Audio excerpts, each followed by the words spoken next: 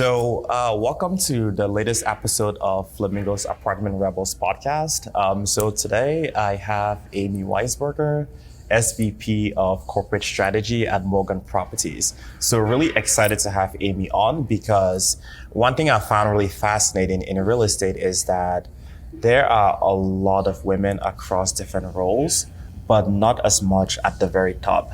So Amy is definitely an exception to that. So I wanted to really focus this episode around like how the industry can get more women in leadership roles, and then tips and tricks from Amy for what has really helped her kind of stand above the pack, because clearly you've done something really exceptional. So really excited to have you on to talk everything about the industry. So welcome. Thanks, Jude. Appreciate it. Excited to be here. Oh, perfect. So can you kind of I want to start with like what got you into the industry in the first place. One thing I found really fascinating, and I'm really hoping this might be the case, is when you were little, you met a property manager and you're like, oh my God, I want to be in property management. I have yet to meet anyone that had any plans. It's always like, oh, it was an accident. Oh no, like every little girl playing with my Barbies. I said, someday I'm going to lease apartments to Ken. No, I fell into the industry like everybody else does. It actually started out many years ago. I was in college and I was going to school, Temple in Center City, Philadelphia. And I saw an ad in the newspaper. Yes, we used newspapers back then to look for jobs. And it said couple needed to manage apartment community. And it came with a free apartment. Oh, wow. And so I thought, I am one of a couple. So I interviewed for this job. I don't know why she hired me. I had no experience, and I got the job. And the best part was the free apartment. Right? Nice. It was 33 units in Center City, Philadelphia, and from there I just never looked back. Really. Wow. Yeah. So what did she see in you? Because clearly there had to be something there.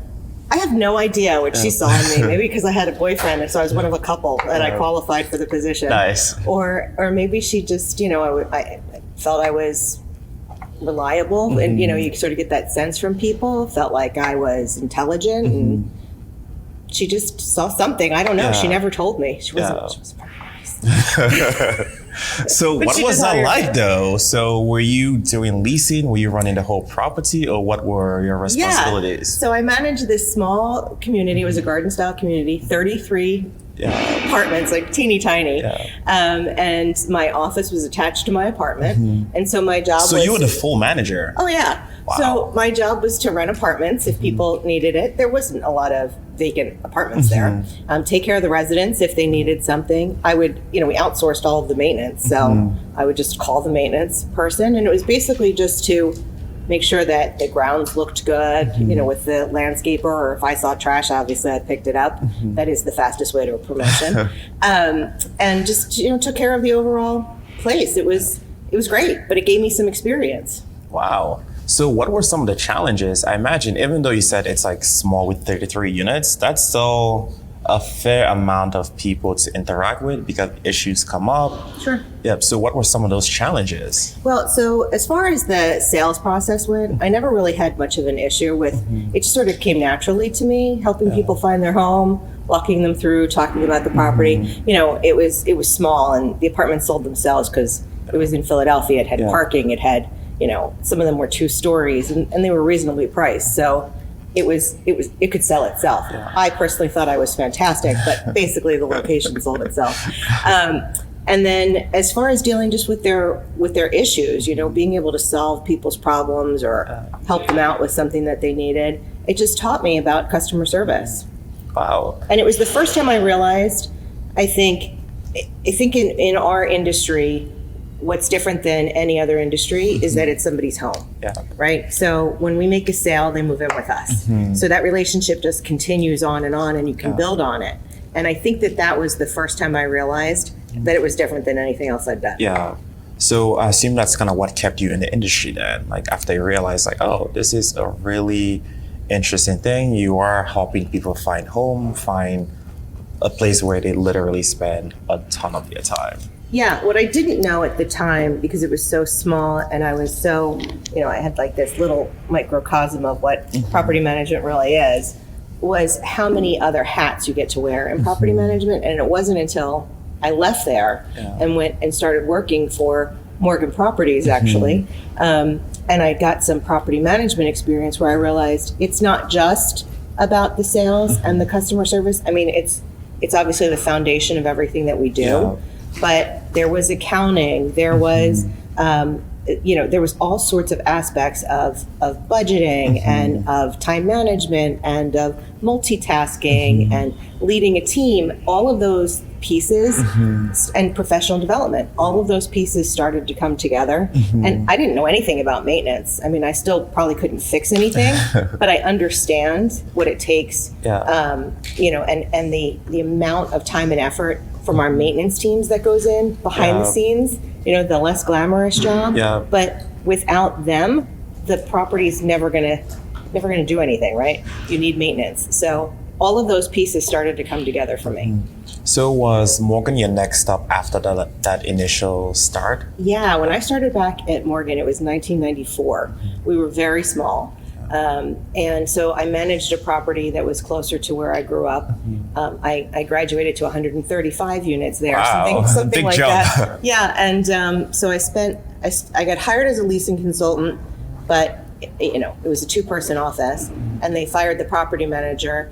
And they walked in and said, "You're it." And I was like, "Yeah, great." So that's how I got to be a property manager at Morgan. And then from there, I just, because I was able to help with overseeing some of the renovations and helping with occupancy and delinquency and all of that, I started moving through, right? So I was there for a bit. I actually left for a little while and went to work for a competitor. But I came back and I took over a property that, when the company bought a portfolio of 13 properties, it was one they had to take to get the other 12. Oh, wow. So I was the lucky one that took that over to help oversee that renovation and help fix it up and build the team. And then it just kept growing, From there it went to 772 and then regional manager. The career just sort of took off from there. So in that process, because you rose very quickly, going from 33 units to now SVP. So what was your learning process? Like, how were you able to develop those skills that you needed at each stage? You mentioned that at the 33 unit property, you never really had to think about the accounting element. Yeah. So when you got to the next one up, I think you said 130 or so, 127. But how were you able to learn those skills? Because one of the things that I've learned is in property management, there is no school that you go to learn. Here's how, I think there's now Ball State. Sure, there's schools. Yeah. But how were you able to really gain those skills and learn so you are always prepared for that next stage? Sure. Well, there are courses that are through the apartment associations that you can take to learn those particular skills as far as budgeting and understanding valuation and all of those things. So there are classes you can take. I was lucky enough to have mentors who helped me throughout my entire career. And so I learned because I got to listen and then I got to apply it. And that's what worked. And I think that's what works for a lot of people is that hands-on learning approach. And so, back in the day when we were just starting to grow and we were looking at properties, I raised my hand and I said, I'd love to look at properties. And I was lucky enough that people said, okay. So there I was, a property manager. I didn't have experience with due diligence and they let me go. And I learned about different communities and I learned about different management companies. And so throughout my career, I've been blessed that I've been able to have these experiences. Wow.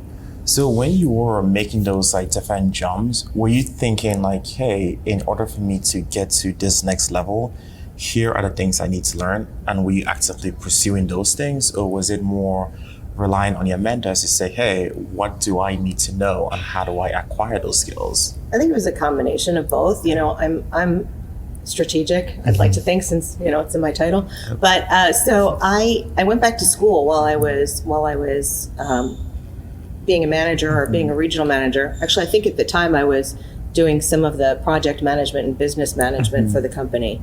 And I got a degree in business. And then I was really interested in, and Morgan helped to support that, right? So I worked for a company that also helped support those things. So they had tuition reimbursement programs. So they helped me out with that. And then I sort of just grew that path. And I always liked training and developing and working on helping other people learn, because I wanted to use my experience to help others. So I went and I got my master's degree in training and development. And I did that while I was promoted, and I was the VP of training for the company. Yeah. So I helped build our training department. Wow. So it's been quite a journey, but the key is to never stop learning. And whatever it is that you're interested in, not only look at it from what kind of experience can you get in the job and from working with other team members, but you also have to sort of take it on yourself and make the effort. Yeah. And one thing that I really love that you mentioned about Morgan is the fact that it has tuition reimbursement and really encourages people to continue that education. Yes. So from that element, like how are your team members taking advantage of that type of I guess it's almost like a perk, like a great perk from Morgan. Yeah. So Morgan just acquired more properties, and we have 97,000, just over 97,000 units. Oh, wow. Yeah. And so we're spread out over multiple states. But one of the things that has been the foundation of the company is the people, right? Yeah. You can't do this if you don't have people. Yeah. And so that has always been the philosophy that, like, these are just buildings, but it's the people that bring them to life and make them successful. Yeah. And that means from our whole team to the residents, right? So one of the things that we've always put as a focus is developing our employees. Yeah. So we have professional development programs that are internal that people can take. They can either do it virtually, they can do classes in person. Well, COVID sort of put a little snafu in that, but from our onboarding, we onboard everybody. We have orientation, we have classes based on your role to sort of help get you with the right foot in the door and get you started. We always say we don't expect somebody to be an Olympic swimmer when they get to their property, right? But we want you to be able to tread water, right? And then we'll work with you to get you to the next level. So we offer classes all the way through your career with Morgan, from the time you start with us, whatever your role is, all the way through our vice presidents and our corporate office. There's classes available. Yeah. So how are you all able to drive utilization of those great perks classes? Because one of the challenges in property management, especially for site teams, is that they are extremely busy, where it's putting out fires here, this resident is angry, this maintenance issue has happened. How are you able to encourage your site teams to take a step back to say, hey, think about your career in the long term? Like, we know there's this emergency, but we also encourage you to actually take some time for your own professional development, because I imagine it has to be such a challenge. It is. It's hard. It's hard when a property is short-staffed. It's hard when, there's snow on the ground. You're not going to stop shoveling so that you can go take a course. But you have to commit to it. And we have a fantastic group of leaders in our company, in our different geographic areas, that support employee development. So it has to come from the top, right? We've made it a priority in our company that developing our employees is how our company is going to continue to be able to sustain its growth. So we encourage it, right? And we want people to set the time aside to develop themselves personally, professionally. It's important. It's important so that they don't feel that they're only there to do a job. It's a career. Yeah, no, I love that. So in terms of the impact of that, are you all able to measure that? And if so, what has been some of the impact from having professional development easily available to your employees? Yeah, so we look at the promotions that go on in our company, right? And I don't have the statistics off the top of my head, but there's when we see the people who take our professional development programs, number one, we ask that they commit to stay with us for a particular period of time. But we also see that from there, those are the ones who really recognize that there's career opportunities here, and they work to get to that next level. I mean, you're definitely a clear example of that. I'd like to think so. Yeah. Thanks. Not a problem. I'm still learning. Nice. So what kind of feedback have you all received from your site teams or managers about these different opportunities? Yeah, so we listen to what they're looking for, where they feel like there's opportunity for them to learn and grow. And one of the key things that we heard was they wanted to hear from leadership. So they get a lot of development from, we're broken out where our sites are led by an area vice president, and then there's regional managers, property managers, etc. And there's also area regional facilities vice presidents. So, there's all of these leaders that are sort of working in their geographic area. And what we've heard is that our site teams want to hear from them, but they also want to hear from other leaders in other areas, and they want to hear from the corporate office folks that they interact with. So we've tried to design our programs to sort of let everybody have opportunities to be exposed to other areas, not just what in their own little world. And I love that because it ends up helping people build relationships Yes. with different people across the whole company and really understand how their area function, how this impacts them. So I absolutely love that. Yeah, it's great. And our owners are really, they've always said like it's a family business, and it is. We're a private company for as large as we are. We started out small. We had one owner. Now his sons are in the business. And they still say, no matter how big we get, it's still a family company. And I think that feeling, that understanding that underneath it all, with all of the stresses, and believe me, there are plenty of stresses, and there are growing pains that we have as we expand. But with all of that, it really is a family company, and I'd like to feel that it doesn't matter if I am in Florida and I'm working on the grounds, or if I am in New Jersey and I'm a regional manager. I want them to feel that that's the culture and that's the vibe of our company, that you're part of our family and we're here to support you. Yeah. No, I love that. So then how does that translate into how you all think about your resident experience? Because it sounds like you guys spent a lot of time thinking about how do we develop our employees?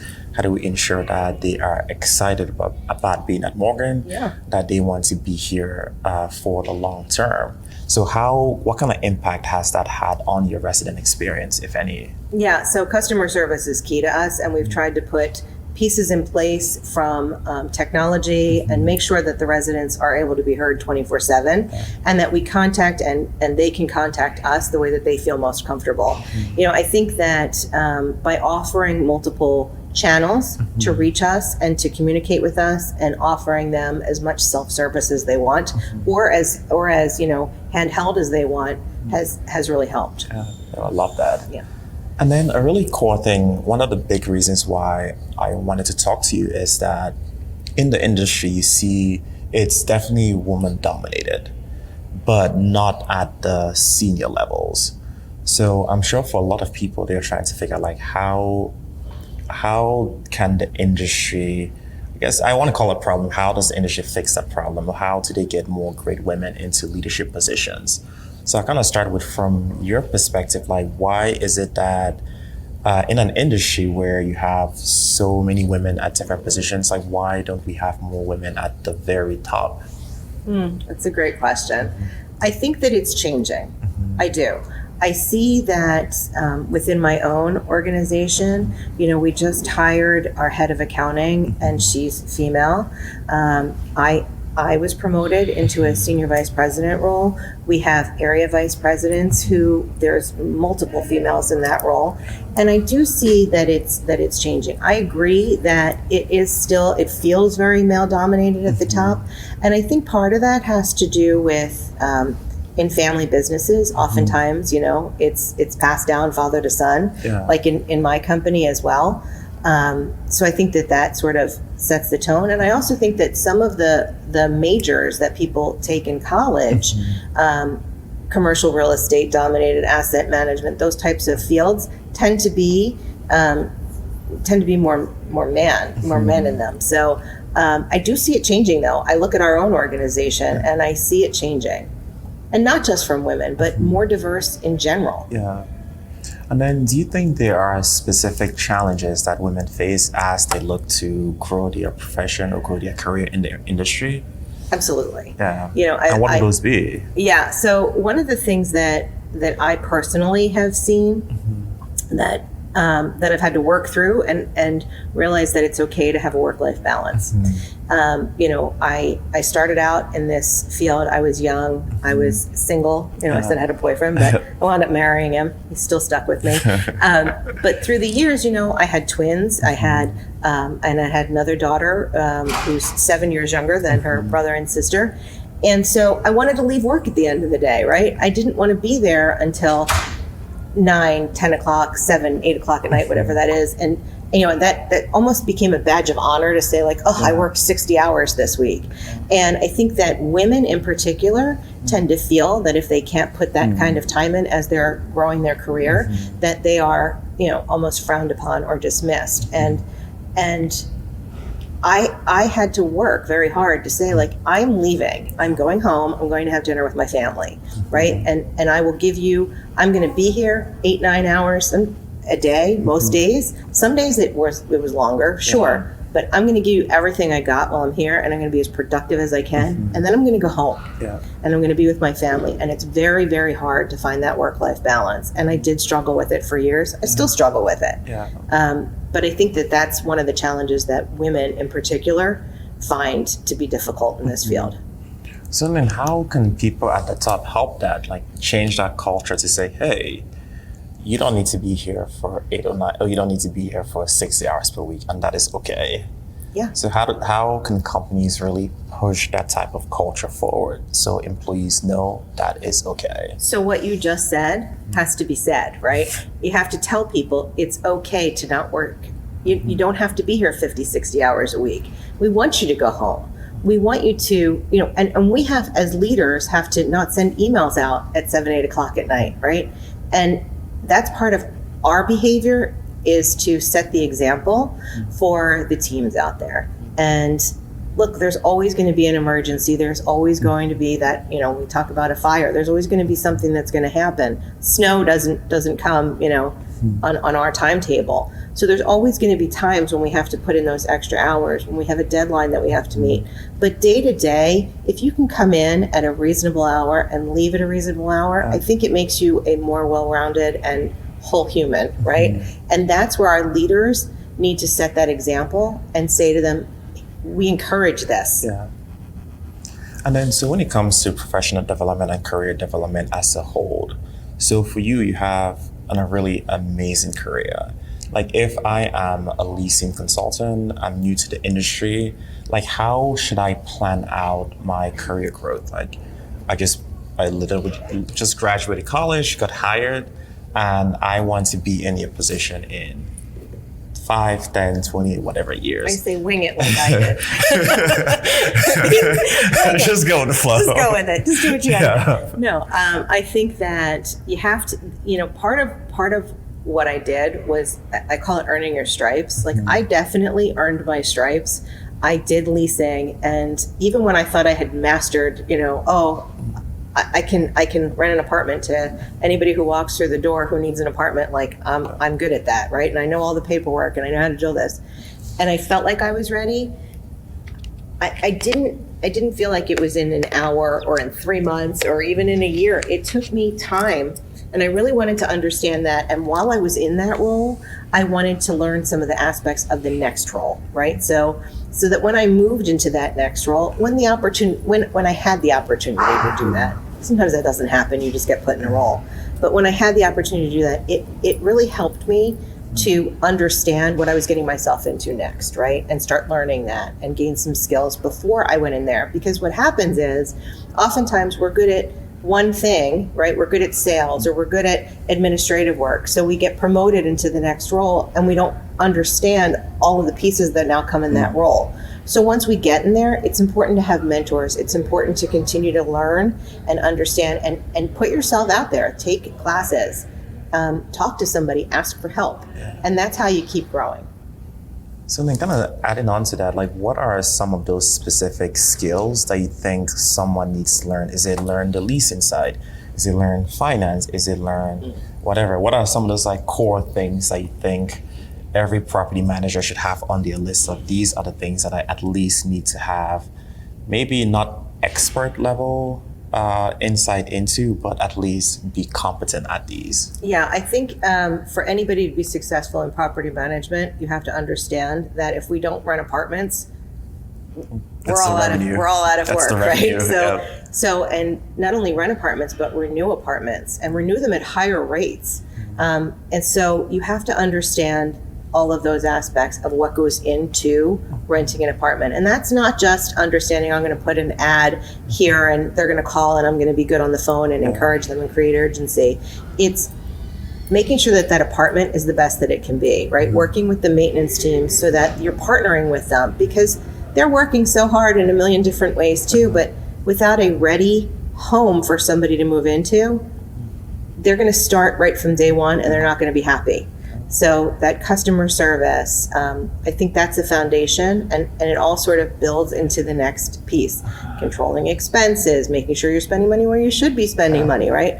Where are ways that we can get some extra revenue on the property if we see opportunities there? There's all sorts of things that you ask me. It sounds like a simple question, but I really feel like if you can rent apartments, take care of the property, and take care of your residents, and you're good at time management, I feel like you can be successful. Nice.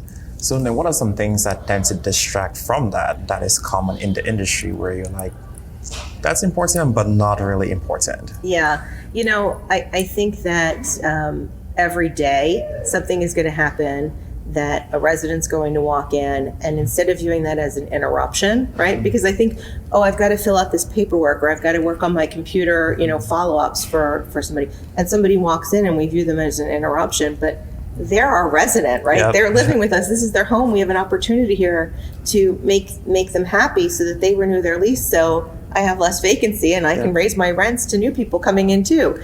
So I think that part of what we have to do on site is recognize that the priority is to not always be sitting behind our desk. Mm-hmm. And that's hard to do, right? We've got to get up, we've got to get out, we've got to look at the property, we've got to talk to our teams, we've got to talk to our residents, and we've got to make sure that, the computer work is important, but it's not as important as what we do day in and day out, which is take care of the property and our residents. That is. So then what responsibilities does corporate have to help the teams understand that? Because if a property manager feels like, I got to get this report in because someone is expecting it could be my regional, it could be the owner, it could be someone else, and they expect it this afternoon, and I have this stream of residents coming in. Yeah.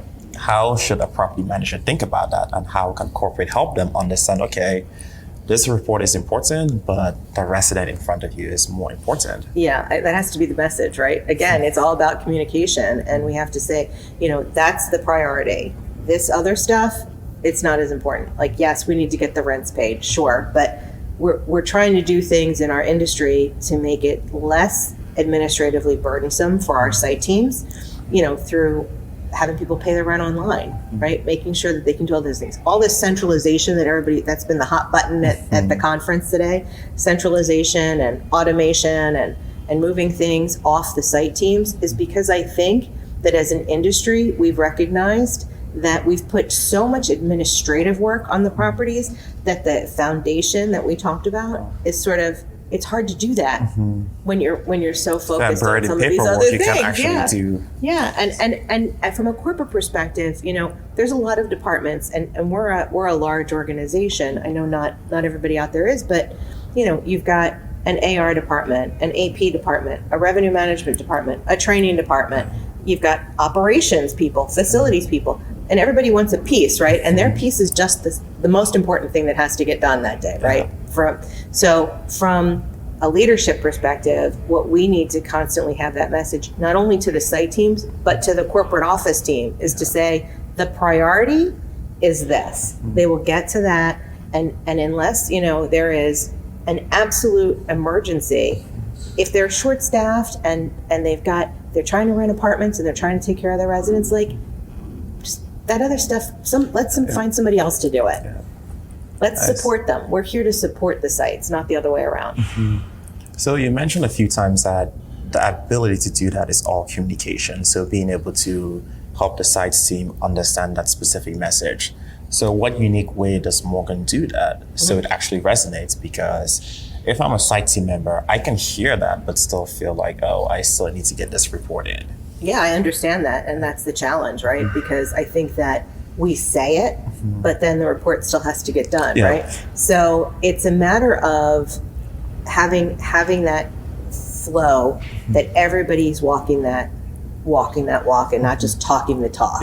And so and it also comes down to, that's where those area vice presidents and regional managers come into play because they're really the ones that the sites have the direct contact with. And so finding the support for them to make sure that when a site is sort of feeling like they're underwater, helping them out. And we have a great team out there that does that. Yeah. We have mentors. We have you ask for help, you're going to get help. You don't ask for help, maybe we don't know. Yeah, no, I absolutely love that. And then my last question for you is, if you could wave a wand to fix like one thing in the industry, like what would that be? Well, that's it. Well, normally when I'd be wearing my tiara if you asked me to wave a wand. So I guess it would be staffing, right? And making sure that I was able to wave a wand and that there was always enough bench strength for every department, from maintenance and leasing and our office teams to the corporate office, making sure that everybody had enough bench strength so that we could continue to grow. If I could do that, I'd go ding. Nice. But why is that a challenge? Oh, I think that everybody's having challenges right now, right? With hiring and with retaining employees. I feel like COVID played a big role in it, but I just think that right now, I have not talked to anybody who said, wow, we're fully staffed and we're just busting at the seams with employees, right? Like, do you need anybody? We've got extra. How bad. Well, hopefully you guys figure it out. So Amy, I really appreciate you being on the podcast. I think this was super informative. Oh, I appreciate it. Yeah. Thanks so much for having me. It was fun. No problem.